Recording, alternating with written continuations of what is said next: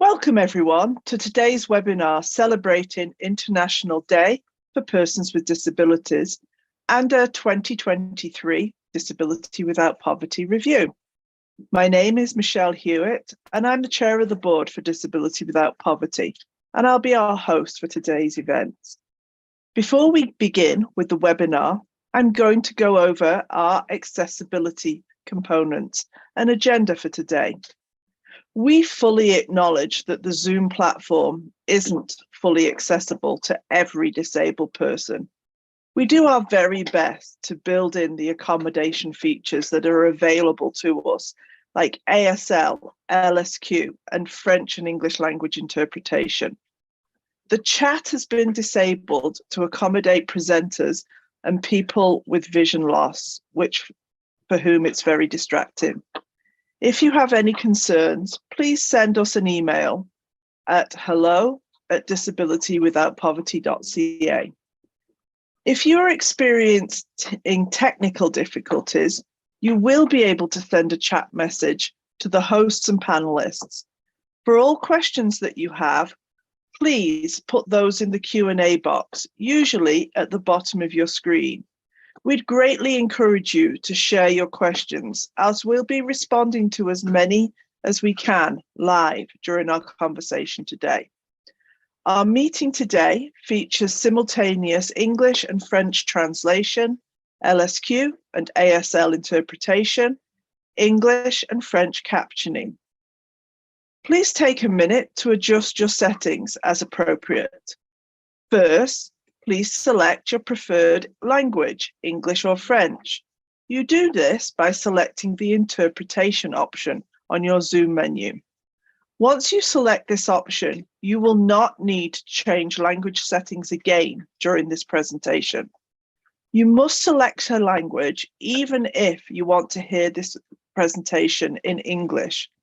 If you are using a mobile device, such as a phone or tablet, you can find the language interpretation options under More. For those who require ASL or LSQ interpretation, we will be spotlighting those components throughout the presentation. No need to do anything. These will automatically remain on your screen. To enable captions, select the Captions option on your Zoom menu.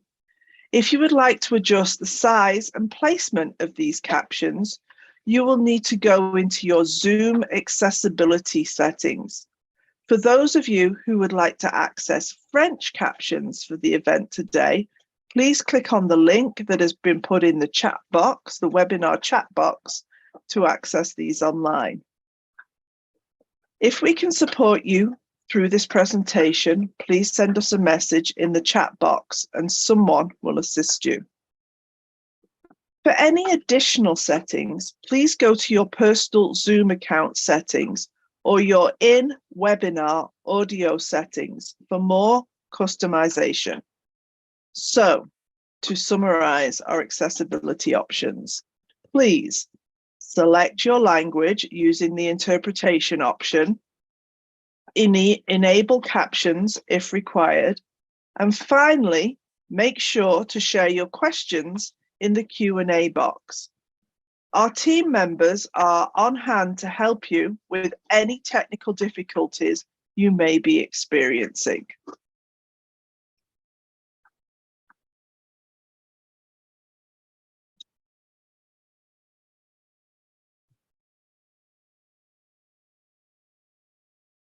So first, to start with some land acknowledgements. Oh, and hold on, Michelle, sorry. Rabia is here. She just is as a participant. I've just promoted her to panelist.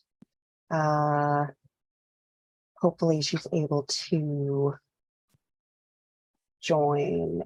I think she's rejoining as panelist now. So sorry about that. That's okay. So I will keep on talking and we can join with Rabia.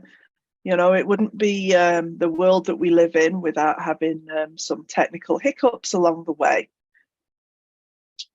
So I'm speaking to you from Kelowna, BC. which is on the unceded and ancestral lands of the Okanagan Seals First Nation, whose land I am very grateful to live here as an uninvited settler. I also want to point out to you all that I have a service dog called Leo, and this morning Leo wants to participate. So if you see me disappear out of view a little bit, or if you hear me mention Leo, that is what's happening. So Rabia, you are on mute.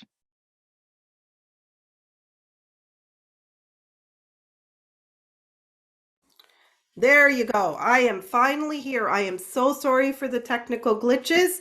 Zoom is doing interesting things these days. So I had a little bit of a glitch there. My apologies. I am speaking to you from the traditional territories of the Mississaugas of the New Credit, most recently from Mississauga, Ontario, Canada. Good morning and good afternoon. For all of us who live on this great land, we are eternally grateful to the original inhabitants, the first peoples, our First Nations, our Indigenous and Métis communities across Turtle Island. We stand in commitment of truth, reconciliation, and disability justice for everyone here and around the world. I'm grateful to be here today. Michelle, thank you. Thank you. So Rabia, we're here to do what's becoming our annual event, our year in review. And, things have been busy for us at Disability Without Poverty, and they've also been busy in the world that we all seem to be hanging on every word to do with the Canada Disability Benefit, even if those words don't flow quite as quickly as we all would want. So a very quick review of the start of the year. We were going through the process with the Senate with the start of the year through their committee, and you and I both presented to that committee, and then we went through this period where we were waiting for it to come back, and we had a very nerve jangling moment where we didn't know whether we were going to achieve royal assent, which is the part when the bill actually becomes a law by the end of the parliamentary year, which happened for us on June the 22nd, and we achieved royal assent and we actually have a law. So Rabia, just very quickly, do you want to tell people what it means to actually have a law as opposed to not? What the difference is there? Sure. So prior to this, we kept saying, "Where's the bill? Where's the bill?" And that simply was a proposed piece of law, or a bill, as they say, not a dollar bill, although we wanted to translate to dollars. It was a document presented in the House of Commons as an idea to create a law. And that idea, we had to do a lot of work, and we kept asking, where's the bill? Where's the bill? Because it had to take this whole journey through the House of Commons and the Senate. So there were hearings that we participated in and presented at for a House committee responsible, known as HUMA, responsible for this bill, wanting to, make sure that it had what it needed to reach its goal in the interest of the people whose it's intended to impact. And the Senate did the same thing. Our Senate is this, sober thought. And then it moved through, and today we have a law. At the end of June, the bill moved through our various parliamentary stages, and you can watch our little "Where's the Bill" video that Michelle put together a while ago out there on our social media and stuff. That brought it forward and everybody agreed. All party MPs and the Senate said, you know what? It's good enough to become law. So it achieved royal assent. It was signed off by our Governor General and it became law. It doesn't end there though. The story has to continue because it was only a framework bill that became framework legislation or law. Many of the details are yet to be determined. So the reason why this was so important then is that we actually have a law. Not having a law means that right now, as we see the world in chaos, we have been going through a year with even more budgetary constraints, that food inflation that we know affects disabled people most highly is really high. And without a law, without a piece of legislation, we would be nowhere. Now, as we're going to talk about, you're going to hear that, we still have grave concerns and there are still things that we need to work on, but achieving that legislation cannot be understated as to how important it was to actually have something on the books. If you follow politics at all, you'll have heard that one of the agreements between the NDP and the Liberals, who are the minority government, was that by the end of this year, there was going to be a piece of legislation for pharmacare. Well, that just hasn't happened. And it's not going to happen in the few days that they have left. So in terms of that, we're ahead, right? We do actually have a piece of legislation. And in that legislation, it sets out various rules and timelines that are too long for us, but at least there's something. Whereas if we hadn't achieved that historic day in June, we would have had nothing.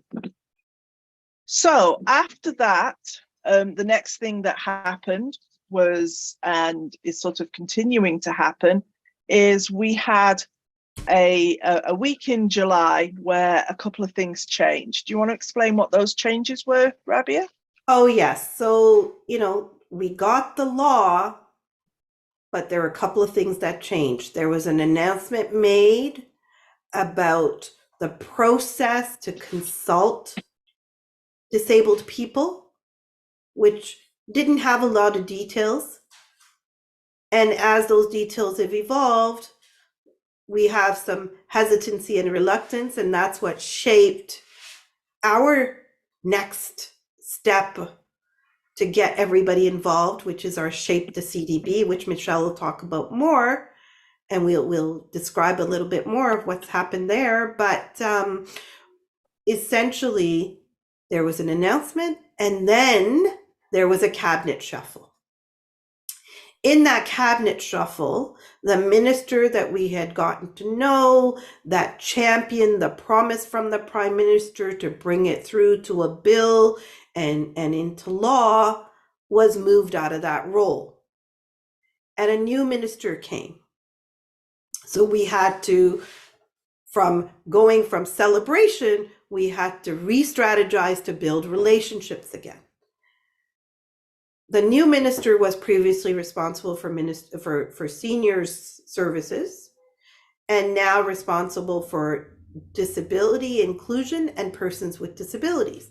Now, I was happy to see the portfolio under one minister because that addresses intersectionality, the issues that racialized people with disabilities, Black people with disabilities, Indigenous people with disabilities keep bringing forward. Look at us as not just disabled people, but within all these intersectional, equity, diversity, inclusion, and accessibility context all wrapped up into one.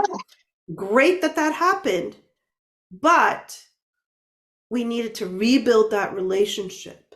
And we continue to build that relationship to make sure that this minister also champions wholeheartedly the need for the Canada Disability Benefit to be expedited and meet the expectations of the disability community and truly impact the quality of life of disabled people who need this benefit most. Yeah, I think, stuff happens, right? Ministerial shuffles happen. But I think the timing couldn't have been worse for us, as we were just moving into this new stage of the benefit, the one that has perhaps the least guardrails to it, whereas previously we'd been moving through a parliamentary process where rules were set out, and we were moving into this part of the framework building, putting the meat on the bones that that we were already had grave concerns about. And most of us know that Minister Carla Qualtrough is a disabled woman herself, and that she brought that lens to the work that she did. Our new minister is not disabled. So whereas we thought the months of August and September were going to be spent moving forward, I think it's fair to say that everybody, the minister, the disability community, the bureaucrats, spent that time working with a new minister. So I think our that kind of took the wind out of our sails a little bit. At Disability Without Poverty, we've always chosen to do some of this work ourselves, to be fair. And so this was the time that we decided to come up with our new project moving forward called Shape the CDB. So I hope that that all of you got a chance to see the original survey that went out, and for the first stage of it. And I think now we can give you a little more detail as to why we chose to do that and why we have chosen to go the steps that we have. Maybe a little bit of the details from the first the first demographics of the first survey, and where we see things going now. Rabia, do you want to take it for a while?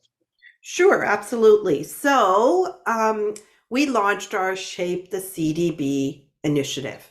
And, like we said, like Michelle said, we'd like to just run with it. We're at the mercy of what's happening on Parliament Hill and in the system, but we also like to just kind of grab the reins and run with what needs to be done in order to make sure that things can be expedited, that the process of bringing regulations and bringing the benefit to the people who need it most can be fast tracked. So we said we will find ways to invest in a process to make sure that people with disabilities that haven't been reached before through the Disability Inclusion Action Plan consultations and are hard to reach for many, many reasons, as identified in the Disability Inclusion Action Plan, as Michelle refers to on page 24 and 32, looking at those demographics, that we're going to implement a process where we reach people. So we got some help on board with Mass LBP, and we launched our Shape the CDB questionnaire online. 75 questions based on those core principles, those important elements that need to be in regulations, policies, procedures, and guidelines going forward.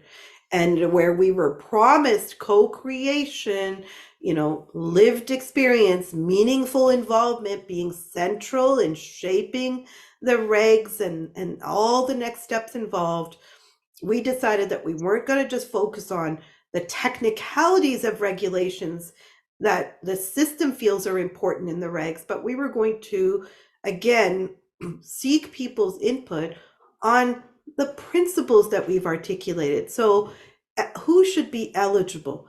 What should be the process? what should be, how should the income test happen? How should the benefit be delivered? How often should it be delivered? All these kinds of important things that matter to people with disabilities, we decided to explore through this questionnaire. And the questionnaire was online from October 17th to November 17th, approximately. And in that, people with disabilities responded. 4,537 people responded. Over 90% of them answered all 75 questions. And I have to tell you, how often do we find that? How often do we end up completing a lengthy questionnaire like that? Well, disabled people want to have their say, and they had their say. All 4,537 of them through this survey, at least. This is a huge number. We've already exceeded the number of people reached by the federal government and the work led by community in the Disability Inclusion Action Plan consultations. We got over 9% participation from Quebec, which is tremendous, in French.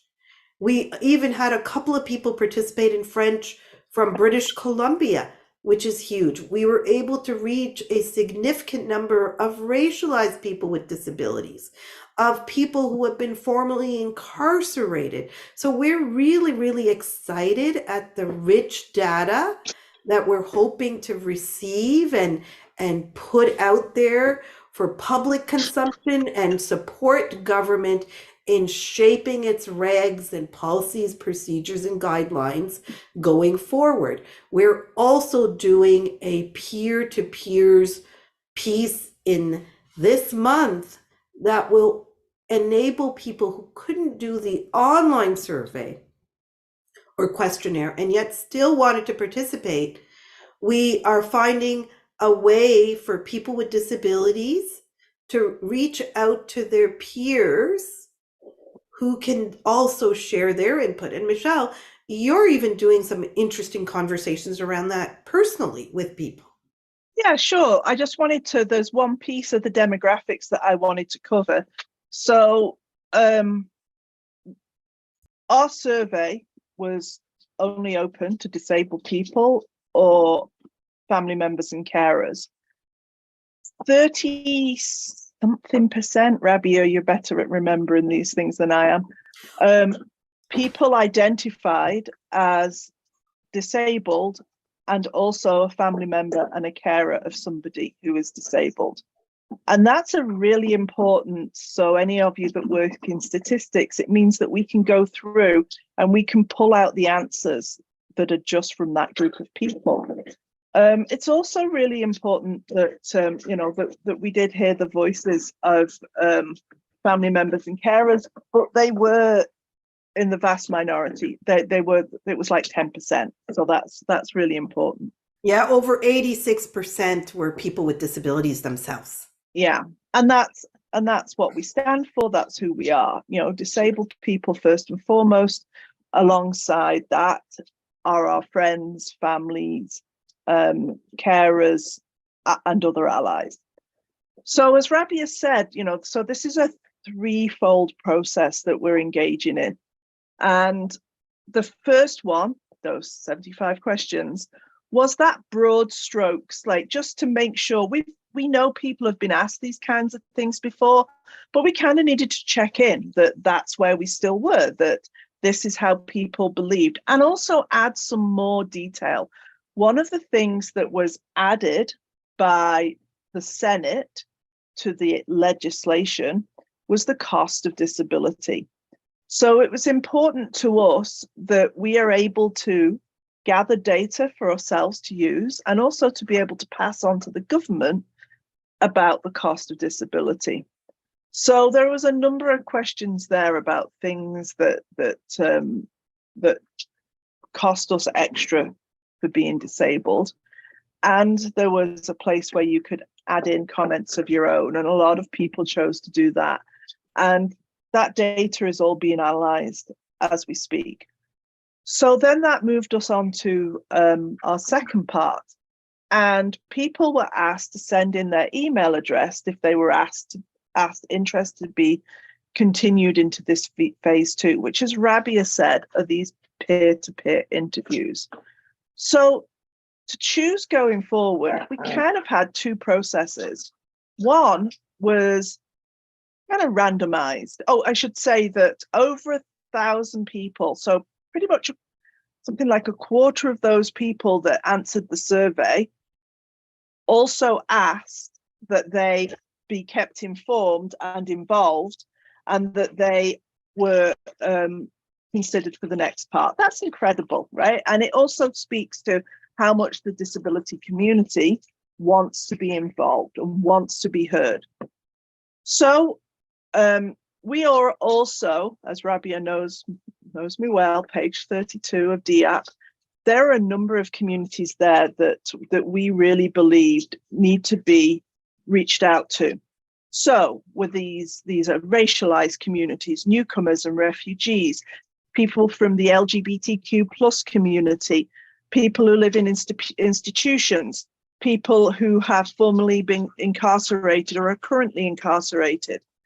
So to make sure that we hear from those people, and to also make sure that we hear from people who are not as easily able to complete our questionnaire, like people for whom ASL, LSQ, and other Indigenous sign languages are their first language, we made sure that we went out and targeted those communities.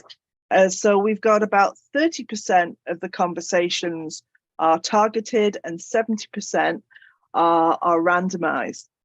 So, wanting to understand the process that we were putting people through from that side, I have also been somebody that's been one of the interviewers, and it's absolutely illuminating to move from having those fixed questions to having a conversation where people can talk about what it is that's important to them and what they really want us all to know, right, about their lives.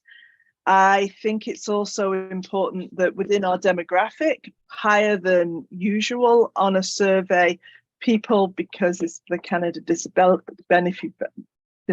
Benefit, because this is disability without poverty, the number of people who identify as being in the lowest bracket for income and the number of people that identify as saying that they don't have enough money to make ends meet is also higher than most surveys. So that the data that we are providing when the reports are available, the data really comes from disabled people and comes from disabled people who live in poverty. No guessing, no thinking that this is how perhaps it could be or should be. This is the truth spoken by disabled people.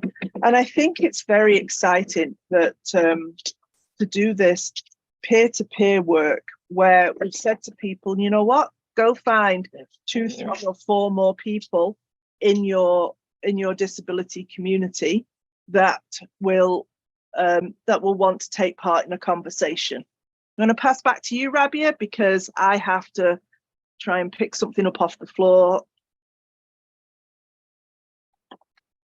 So yeah, Rabia, over to you. Sorry, having a little bit of an issue finding the mute button sometimes with a host. So, again, these peer-to-peer interviews are really important. We're going to be coming out with data. We have been. So I just want to talk a little bit about, Michelle, what we've been up to in this past year, because we're marking a whole another full year of DWP activities, and we're celebrating today the International Day of People with Disabilities, which was December 3rd. So yes, we definitely have lots to celebrate at DWP. Lots to celebrate because we brought people on board. We brought partners on board. We brought leaders on board. from diverse grassroots communities, and we're very grateful for all of their involvement with us.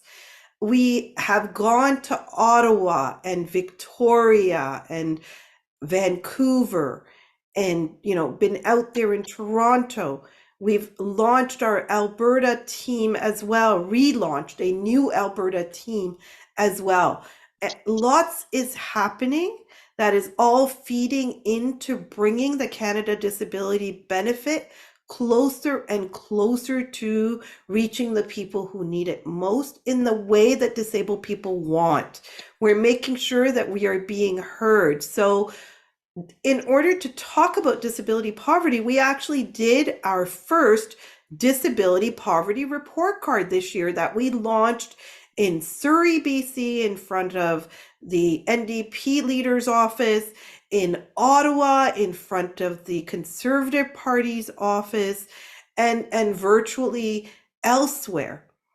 In Toronto, in front of the finance minister and our deputy prime minister's office.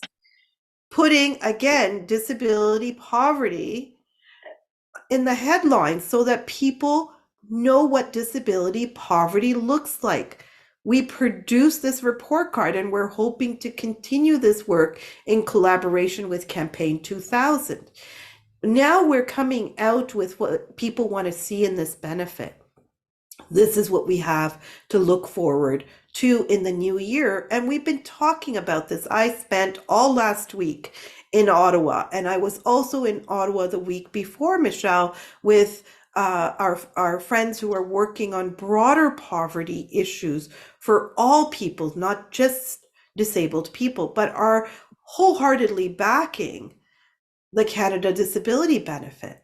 So in these conversations with disability organizations, with other nonprofits, and with senior officials in government, in the system, our public servants, as well as with MPs and ministers, we have been highlighting the work that we're doing, highlighting the fact that we have taken it upon ourselves to consult grassroots disabled people across this country, and we'll be bringing forward a report that they are looking forward to receiving. All parliamentarians and public servants have said, hey, we want to see what you discover. We want to read what you come out with. Please keep us informed. Send it to us as soon as you can. And I think one of the important things, you mentioned that, we went to Victoria to talk to provincial politicians as well, and that, that will be happening with other provinces.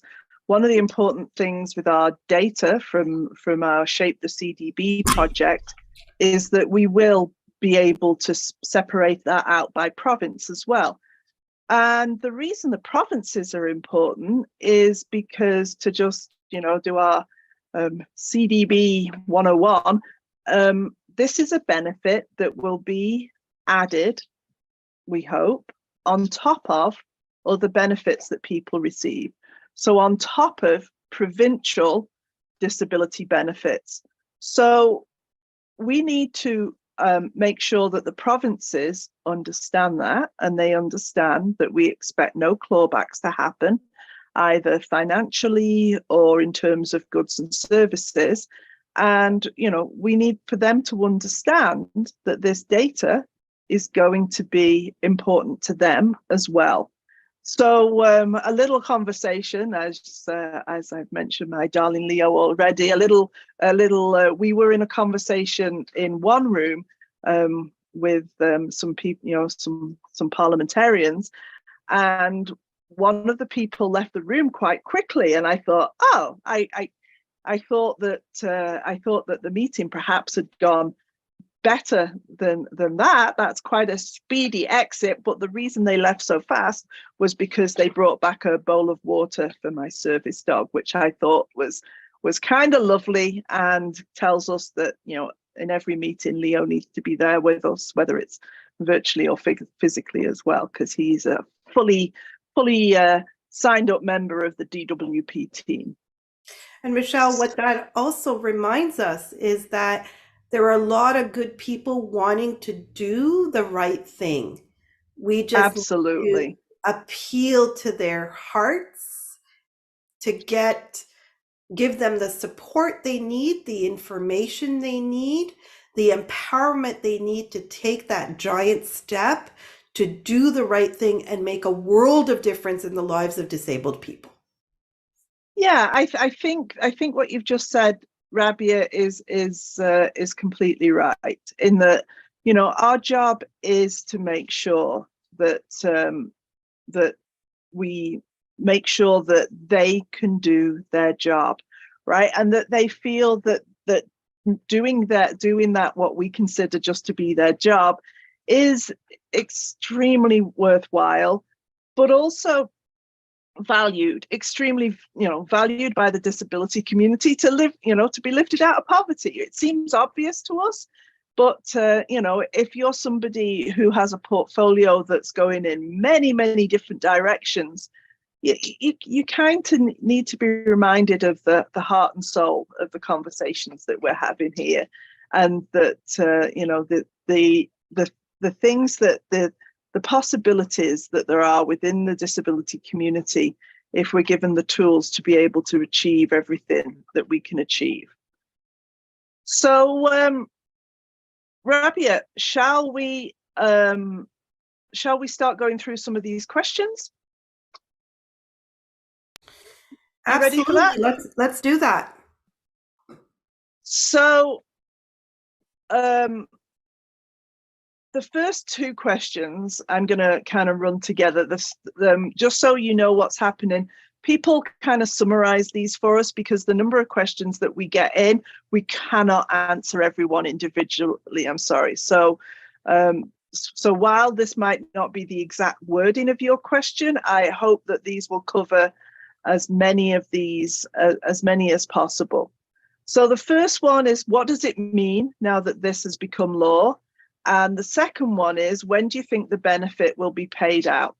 So the first one, what does it mean now it's become law, means that there are things in there that have to happen. So the first thing that has to happen is it has to be brought into force. And don't ask me what that completely means, other than it means that it triggers something else to happen. And according to the legislation, we have a year to bring it into force. So that would be 22nd of June, 2024.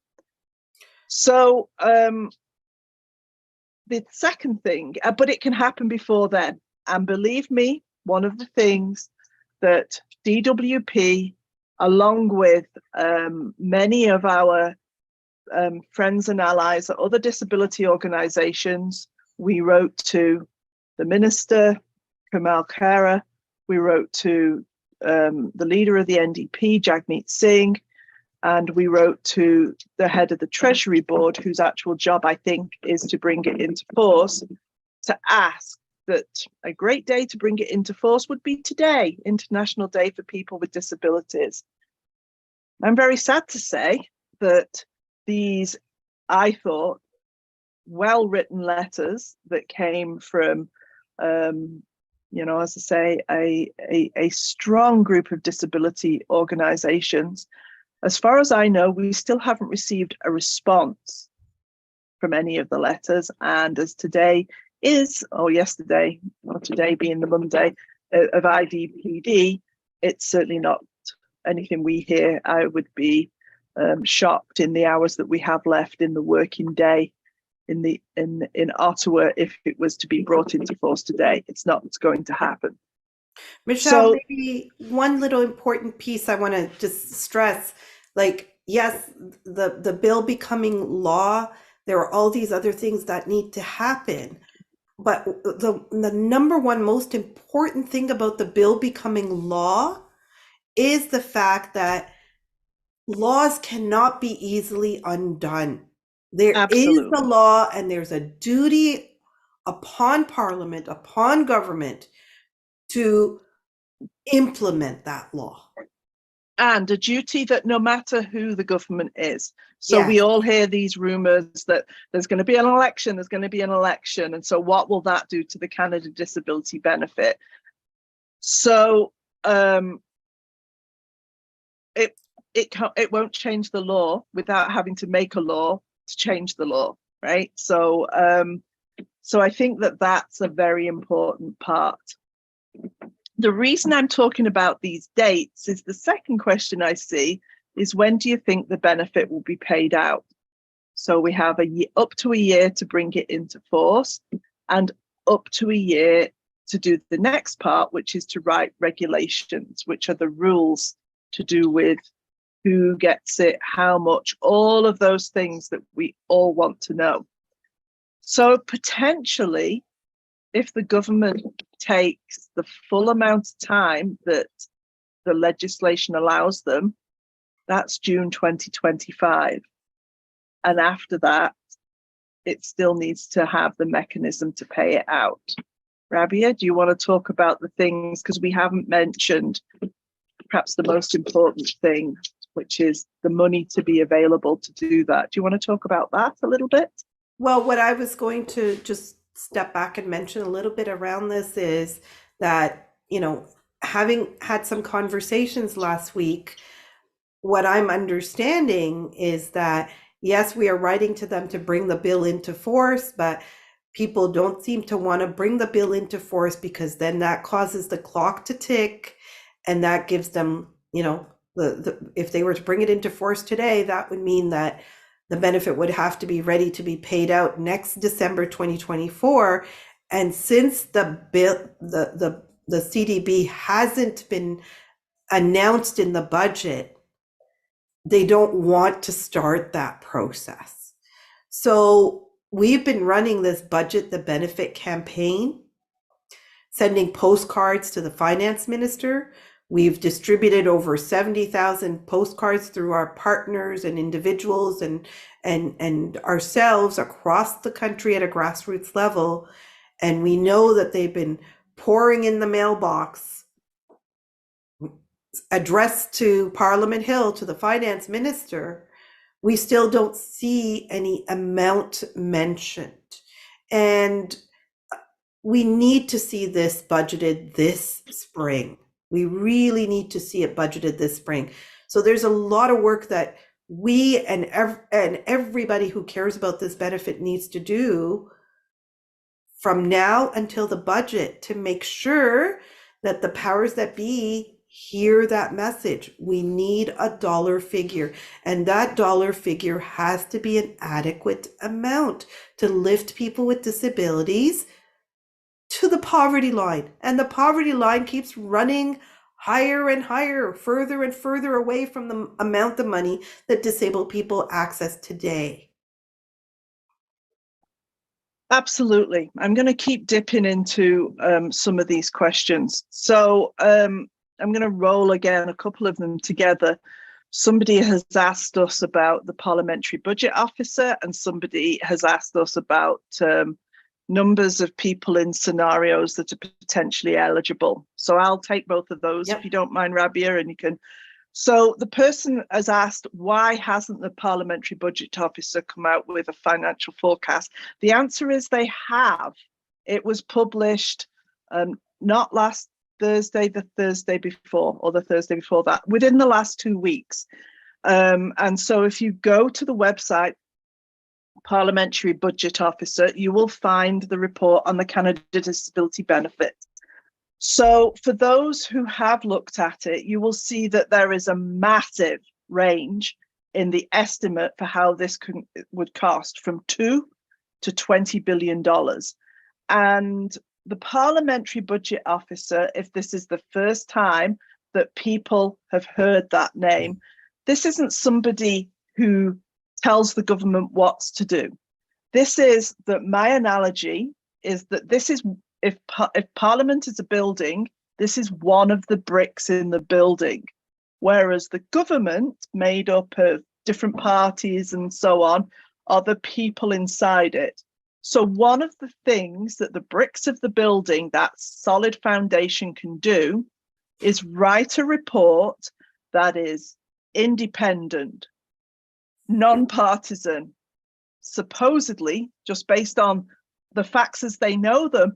But the problem in this case, as the parliamentary budget officer said, is there are so little facts known. So the facts, we don't know what this is going to be based on. So if you do now go and read that report and you see some of the numbers inside that report, they are not what the Canada Disability Benefit is going to be. That's just a scenario that is being put out by an office of the Parliament. It's an important one, right? If you saw in the news last week, there was a decision about what planes the Air Force is going to buy. That was costed by the parliamentary budget officer to help the government to make those decisions. So it certainly has influence, but it's not the thing. So if you go and look at the numbers, however, what it really does, and what I think is very important for us to know, and why it goes on to the question where it says here, the scenarios take in little numbers. The scenarios are based on whether people are receiving the disability tax credit or not, for 2 scenarios, and for 1 scenario based on how severely disabled people are. The difference in those scenarios is 1 million people. It's very important. We know that the take up of the disability tax credit is 40% of what it should be. Not 40% of disabled people, but 40% of the people who should be receiving it. So that's why there's such a massive different numbers. I think it's really important that people see that the implication of the decisions that the federal government has in its hands to make has on the lives of disabled people. And so, if you're somebody who writes an email or a letter, or if you're somebody who feels confident enough to get in touch with your federal politicians or your provincial politicians, even your municipal ones, it's not something that really comes across their table. The number of people who have access to this benefit obviously is crucially important. And most crucially important is that we make sure that people who deserve this benefit are not cut out of it by a bureaucratic decision on this process over that process, that the people who are genuinely deserving of it, by the level of poverty that they live in and the extent of their disability, are able to access this benefit. So a couple of other questions, Rabia. So first of all, somebody has just asked, how long do we have to complete our peer-to-peer conversations? And that's basically this week. If you are somebody who's been asked to do that and you feel that you can't make that timeline, if you email Shape the CDB at disabilitywithoutpoverty.ca and explain the people there that are working on the data, and we can help you. Mm-hmm. So somebody asks, I think this is a great question, has DWP fashioned a regulation or a set of regulations which would integrate all its requirements as a model to be followed to be used by government? Do you want to talk about that for a bit, Rabia? About what we have? Yep, that's our 7 principles, Michelle. Right.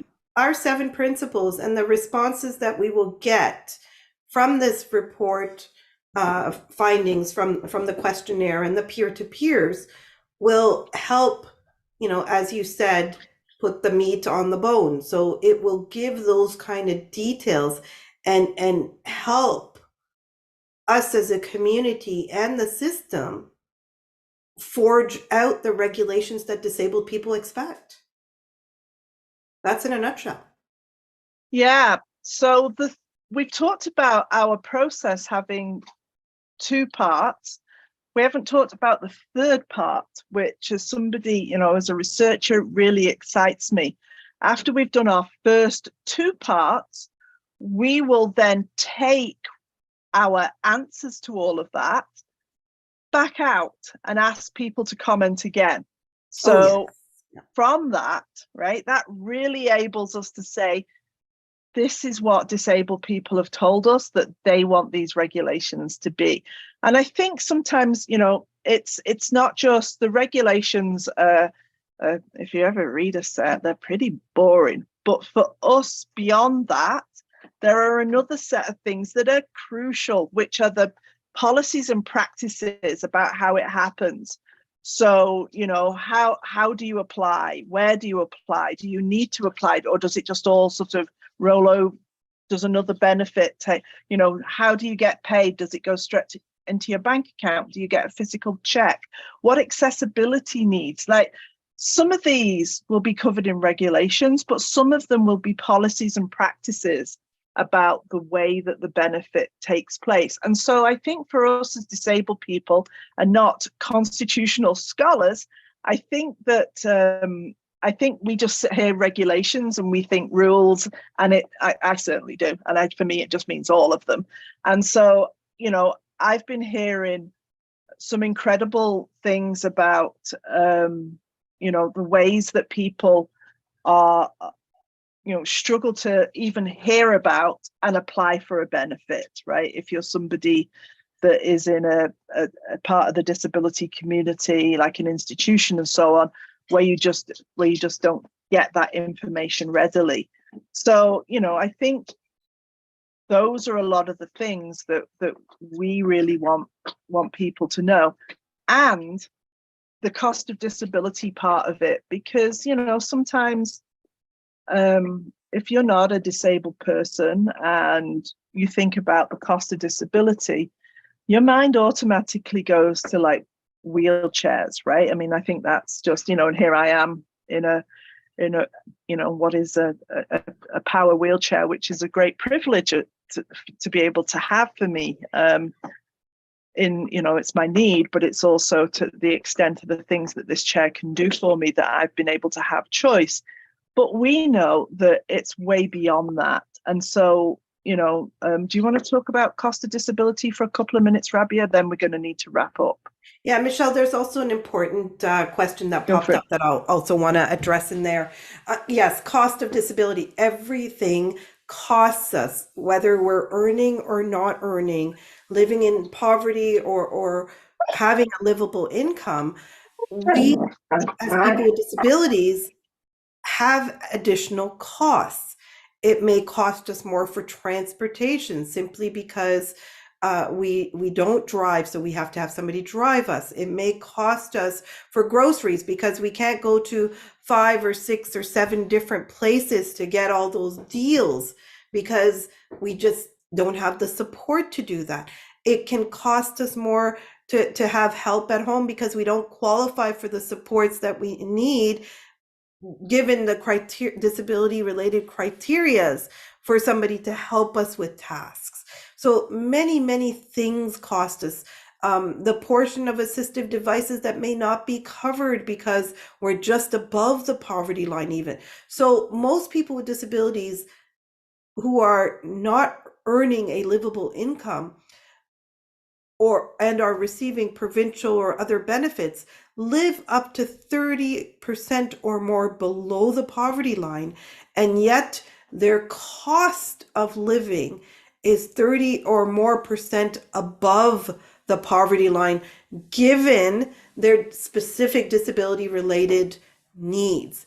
And somebody's saying that, you know, the disability tax credit process that they, you know, if this benefit is going to be tied to the disability tax credit, they need to qualify for the disability tax credit. And in order to qualify, they need to take paperwork to the doctor, and the doctor will charge them, $125 or $175 or something to complete the forms. Now that's where also it takes advocacy. Encourage your service providers to collaborate with you. We are encouraging people who are working in those spaces to work with medical professionals, to find ways to hold clinics where these can be done, similar to tax clinics, where the cost is minimized. So again, unfortunately, the work is going to rest on our shoulders to bring those issues forward, identify those barriers, and get our friends and allies, our organizations, agencies that support us to work with us in ways to make those processes accessible and affordable. So, Rabia, one of the things that I see in the Q&A is somebody saying exactly what we say, that I just simply can't afford to apply for the DTC. Yep. And that is just, we know that you are not alone. To the person that wrote that, there are literally hundreds of thousands of people in the same scenario that you're in. And that's why we continue. And every disabled person and every disability organization I know continues to tell the federal government that the DTC is the wrong tool to provide the gateway to this benefit. So we hear you, and we save the questions that you ask us here, even if we haven't been able to get to them all today, and we take them away and we make them as part of, if there are things that we feel that we need to get more information out to people, we do that. If there's things that we think that we need to add into that we hadn't already added into the messages that we constantly say to elected officials at all levels and to the bureaucrats that work for them and for us, we add them to those messages. So please, if your question wasn't answered today, it's simply because we're short on time as ever. And please know that we hear you, that we see you, and that we carry your thoughts and ideas and concerns with us in everything that we do. And Michelle, maybe we have about 3 minutes to go. Yeah, I'm just moving into wrap up. Yeah. And this is where maybe we remind people that it's holiday season. Your elected officials are headed home in your constituencies. They love holiday parties and invitations. Go out and talk to them. Remind them how important this benefit is for you or your loved one or your neighbor or your friend, and implore them to bring it forward as quickly as possible. They need to hear it from the people that are in their constituencies, the people who vote for them. They need to hear from every one of you. Take advantage of the holiday season to reach out to them and have those conversations one way or another. They love photo ops with disabled people. Please tell your stories. I already have my appointment with my MP booked for something like 17th, 18th, 19th of December, because that's when they're home from Parliament and that's when they're working on constituency issues. So please make yourself known to your federal MP and your provincial politicians, whatever the name is for those in your province. So we do need your support to do those things, and we need to hear from you. So please sign up for our newsletters nationally or through our provincial pages. Take part in events like this and let us know the ways that you want to be involved. Stay tuned to our social media and our website for our 2024 strategy, and make sure that you hear about the results of each of the 3 phases of our Shape the CDB, and that you are able to then talk about the results to our elected official and to other members of the disability community and the wider community in Canada, so that everybody gets the support behind us. I want to say a massive thank you to our technical team who run these webinars with a skill that leaves me in awe every time.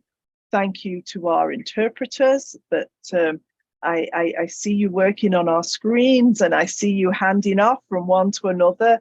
And I am so grateful that the work that you do to support disabled people in that way. I want to say thank you to all of our supporters at DWP and our allies from the foundations that have supported us, like Maytree and McConnell and the Vancouver Foundation, the Calgary Foundation, the Toronto Foundation, Maple Leaf Centre for Action on Food Insecurity. Hamilton Foundation. Hamilton Foundation. I'm just going off the list. Sorry, I have it here in front of me, Rabia. So also thank you to the organizations who work with us, like the ABC, Plan Institute, and so on, that work with us so closely to make these things happen.